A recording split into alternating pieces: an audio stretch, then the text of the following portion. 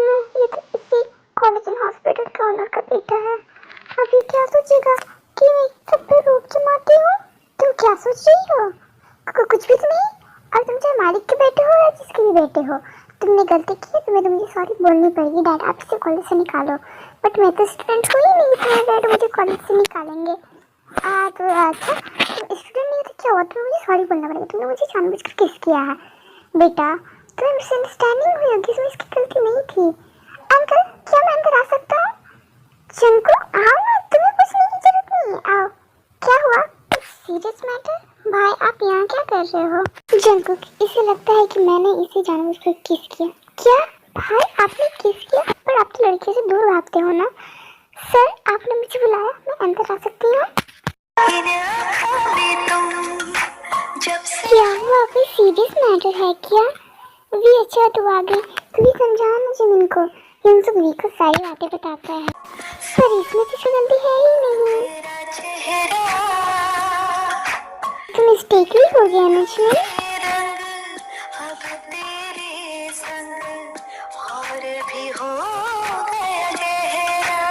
ये जंकू क्या हो गया? ये वीक ऐसे क्यों दिख रहा है? कहीं पहले मुझे प्यार तो नहीं हो गया?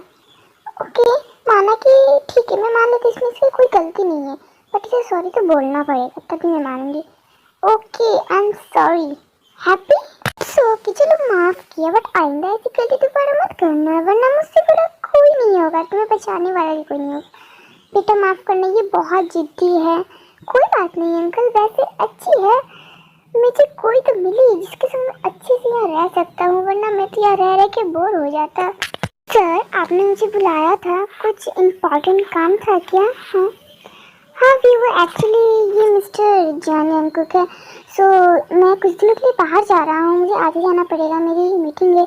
सो तुम इन्हें हॉस्पिटल का सारा काम बता दो एंड हॉस्पिटल भी सारा दिखा देना। Okay okay sir. Mister Jungkook मैं आपको हॉस्पिटल दिखा देती हूँ। मिस्टर जंकुक, जंकुक हाँ हाँ हाँ, चलिए चलिए चलते हैं। ये जंकुक कहाँ खोया हुआ था? लगता है वो मिस वी के ख्यालों में खोया हुआ था। वी के ख्यालों में? हाँ मुझे लगता है वो डॉक्टर तयंग को देखते ही उसे प्यार हो गया पहली नजरों का। तब तो अच्छा ही है। चलो मेरा भाई अब सिंगल तो नहीं रहेगा, वरना वो तो किसी लड़की को देखता भी नहीं है, ना ही भाव देता है। आप एक डॉक्टर हो, मुझे तो पता ही नहीं था, आपसे मिलकर खुशी हुई। ओह थैंक यू, बट अभी तक मैं पूरी तरीके से डॉक्टर बना नहीं हूँ, मेरे रिजल्ट्स आने बाकी हैं, इसलिए भैया ने कहा कि तुम तब तक के लिए यहाँ चले जाओ, तुम अपना वहाँ पर मेडिकल वर्क भी करते रहना एंड साथ ही पे अपना प्रोजेक्ट भी संभाल लेना। प्रोजेक्ट? कैसा प्रोजेक्ट? एक्चुअली मैं एक रोड प्रोजेक्ट पर काम कर रहा हूँ। वैसे तो मैं डॉक्टर हूँ, बट भैया चाहते हैं कि मैं इस प्रोजेक्ट को हैंडल करूँ। एक्चुअली यहाँ से जो जंगल है बाहर जाने की एक रोड बना, ताकि यहाँ के लोगों को ज़्यादा परेशानी ना हो। वाह ये तो काफ़ी अच्छा है, यहाँ इस प्रोजेक्ट से काफ़ी लोगों की परेशानियाँ दूर होगी। यहाँ से उस जंगल को पार करने में कितनी कठिनाई होती है। सही कहा, बट इस प्रोजेक्ट को कंप्लीट करने के लिए बहुत सारे पेड़ काटने पड़ेंगे, बहुत सारी मेहनत करनी पड़ेगी। ठीक है मैं तुम्हें ही ढूंढ रही थी। आप तो जॉन नंजुन के भाई जॉन जंकुक हो। हाँ ओ वाह, आपसे मिलकर बहुत खुशी हुई। वैसे क्या बातें हो रही थी? वो एक्चुअली प्रोजेक्ट के बारे में बात हुई थी। प्रोजेक्ट? कौन सा प्रोजेक्ट?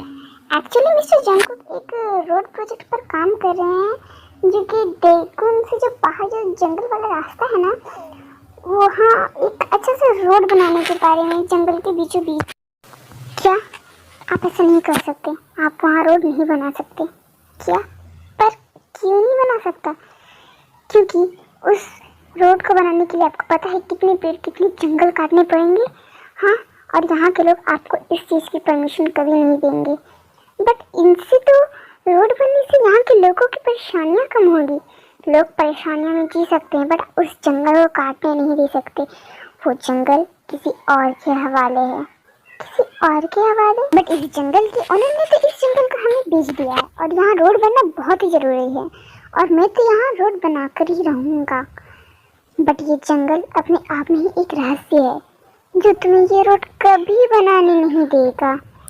अच्छा ऐसा कौन सा रहस्य है? जरा मैं भी तो देखूं और जानूं इस रहस्य के बारे में, बताओ। वैम्पायर्स? क्या?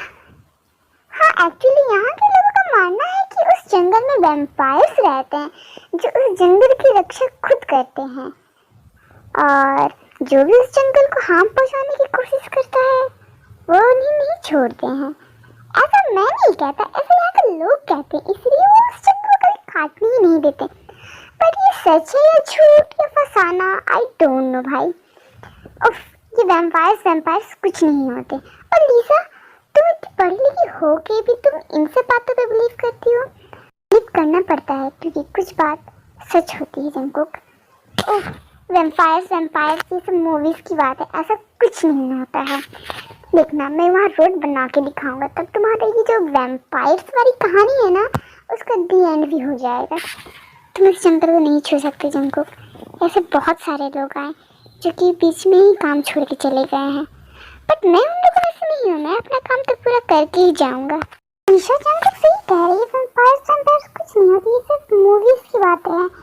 और रियल लाइफ में वैम्पायर्स थोड़ी ना होते हैं, उससे तो क्रिएट किया गया है। एंड रही बात उन वर्कर्स के वैम्पायर्स देखने की, उन वर्कर्स ने सिर्फ देखा है क्या? आज तक तुम लोगों ने इस जगह पर रह के कभी वैम्पायर्स देखे हैं? नहीं ना, तो फिर वैम्पायर्स कैसे हो सकते हैं? हो सकता है कि वो इस जंगल को में रोड बनाना ही नहीं चाहते हो, और वैसे इस जंगल में रोड बनने के लिए कितने फंड सरकार ने कितने वर्कर्स को दिए हैं।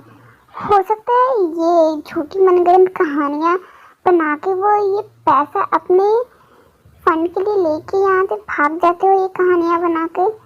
सो इन सब बातों को छोड़ो और तुम दोनों झगड़ा करना बंद करो, एंड रोड बन जाने से हमारा ही फायदा है। एनीवेज, चलो सब अपने अपने पेशेंट को हैंडल करो, वरना इसी तरह टाइम हमारा वैम्पायर स्टोरी में ही अटका रह जाएगा।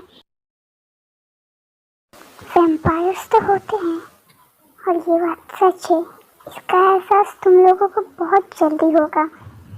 और रही बात जंगल काटने की, तुम उसे काटना तो दो, छू भी नहीं सकते हो, क्योंकि ये जंगल सिर्फ और सिर्फ वैम्पायर्स का है, जिसकी रक्षा खुद वैम्पायर्स करते हैं।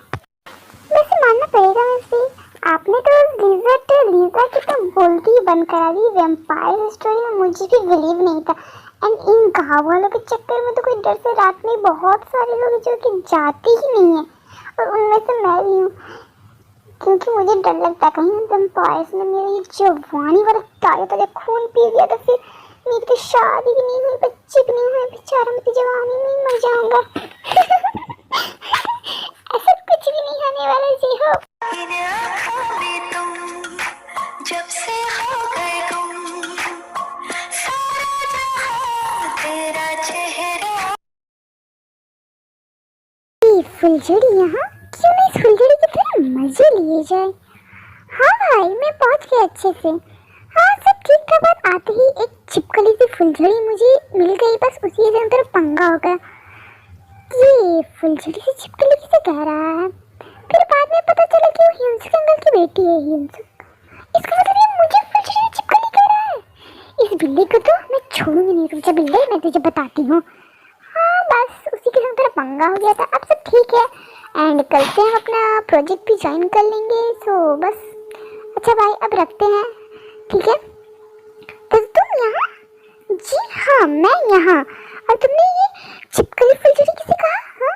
हाँ, मैंने तो इस फूल को कहा। फूल को नहीं कहा, तुमने मुझे कहा। हाँ बताओ, तुमने मुझे कहा। अब जब तुम्हें पता चल ही गया है तो क्या ही कर सकते। तुम्हारी हिम्मत कैसे हुई मुझे छिपकली फुलझड़ी कहने की? हाँ, किस अंदाज में तुम्हें छिपकली नजर आती हूँ? इतनी खूबसूरत हूँ, लड़कियाँ मरते हैं मुझ पे, और तुम होके मुझे छिपकली कह रहे हो? हाँ, मरते होंगे, जिनके पास आंखें नहीं होंगी वो मरते होंगे। यूँ तुम्हें छोड़ूंगी नहीं। अरे बाबा, अरे ये सब क्या हो रहा है? अभी थोड़ी देर पहले तो तुम दोनों लड़ रहे थे, और अभी यहाँ फर्श पे तुम दोनों रोमांस कर रहे हो। तुम दोनों को मुझे समझ में नहीं आ रहा है। उठो मेरे ऊपर से। अबे वो चिकन नूडल सूप, शांत रहे। और मैं नीचे नहीं गिरा था, ये मुझे ले दे के नीचे गिरी थी।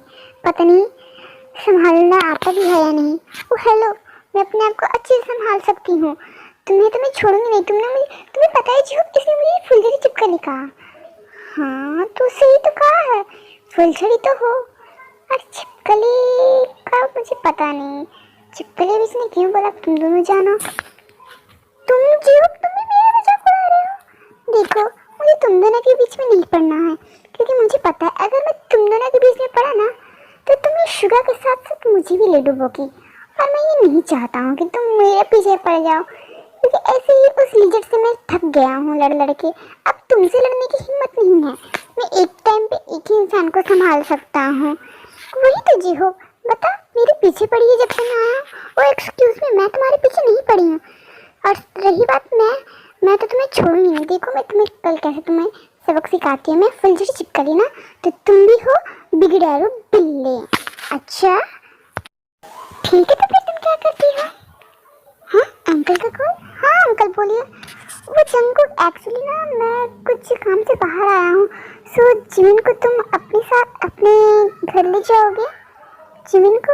हाँ वो एक्चुअली ना आज जब भी मैं बाहर आता हूँ तो वीक और जिमिन साथ रहते हैं, बट आज वीक की नाइट शिफ्ट लगी है, इसीलिए जिमिन घर पे अकेली रहेगी।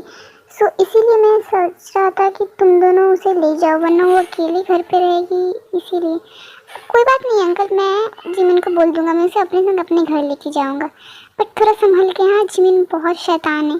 कोई बात नहीं अंकल, जिमिन शैतान है ना, जिमिन को भाई संभाल लेंगे, टेंशन मत लो, क्योंकि भाई बिल्कुल जिमिन जैसा। वैसे मेरा यहाँ आने का बिल्कुल मन नहीं था, क्योंकि वो बाबर बिल्ला भी यहीं आने वाला है, इसीलिए। बट फिर मैंने सोचा कि घर में बैठे बैठे बोर होंगी, हॉस्पिटल में रहूंगी लगेगा, तो सोचा क्यों ना तुम्हारे साथ ही आ जाओ और यहीं बाबर बिल्ले के सामने अच्छा सा प्लान बनाओ उस बाबर बिल्ले को सबक सिखाने के लिए। बाबर बिल्ला? हाँ वो तुम्हारा बाबर बिल्ला, तुम्हारा भाई। ओह अच्छा अच्छा, ठीक है ठीक है, तुम अपनी प्लानिंग करती रहो, मैं आता हूँ फ्रेश होके। वायदा वे मेरा रूम कहाँ है? वो मेहर जब से नीचे है, तो ऊपर का बहुत सारे रूम खाली है, तो तुम कोई सा रूम चूज कर लो। तुम दोनों नीचे हो, इसका मतलब बागर बिल्ला ऊपर होगा। ठीक है तो फिर आज उस बागर बिल्ले की खैर नहीं। हेलो आर्मी, आई होप आपको ये वीडियो पसंद आई होगी। आर्मी अगर आपको वीडियो पसंद आई तो मेरे चैनल को सब्सक्राइब एंड शेयर कमेंट जरूर करना। एंड हाँ थोड़ा मेरा गला में प्रॉब्लम है, सो इसीलिए वॉइस शायद फट रही है, एंड न्यू वीडियो है, सो थोड़ा टाइम तो मैं इसे भी सुधार लूँगी। प्लीज़ मुझे सपोर्ट करो, प्लीज़ शेयर करो। एंड हाँ अगर किसी को इस स्टोरी के बारे में कुछ पूछना है, कुछ डाउट है, तो वो मुझसे पूछ सकता है कमेंट में। Okay bye army.